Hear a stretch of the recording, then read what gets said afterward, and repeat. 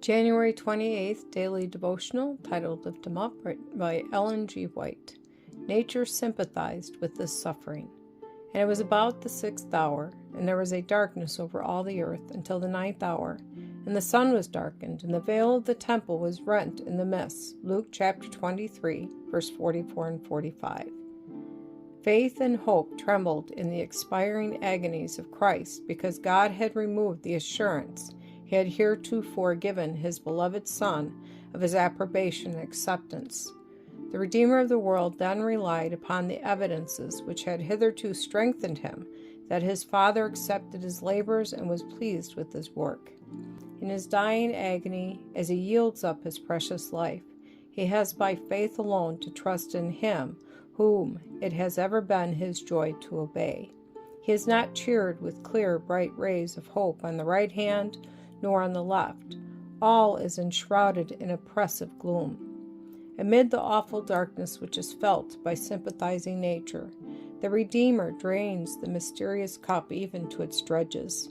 Denied even bright hope and confidence in the triumph which will be His in the future, He cries with a loud voice, "Father, into Thy hands I commend my spirit."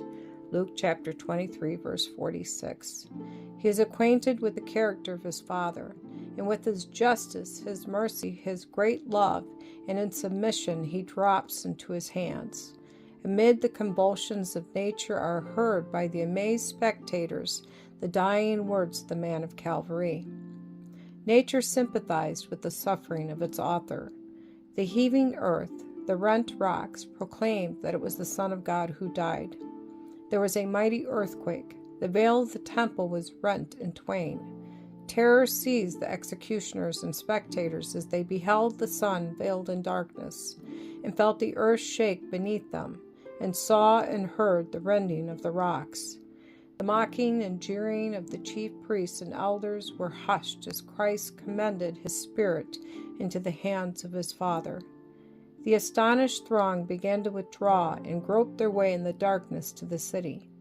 They smote upon their breasts as they went, and in terror, speaking scarcely above a whisper, said among themselves, "It is an innocent person that has been murdered."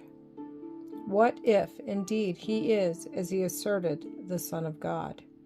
Jesus did not yield up His life till He had accomplished the work which He came to do, and exclaimed with His departing breath, "It is finished." John chapter 19, verse 30. Satan was then defeated. He knew that his kingdom was lost.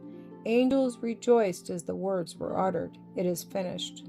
The great plan of redemption, which was dependent on the death of Christ, had been thus far carried out, and there was joy in heaven that the sons of Adam could, through a life of obedience, be finally exalted to the throne of God.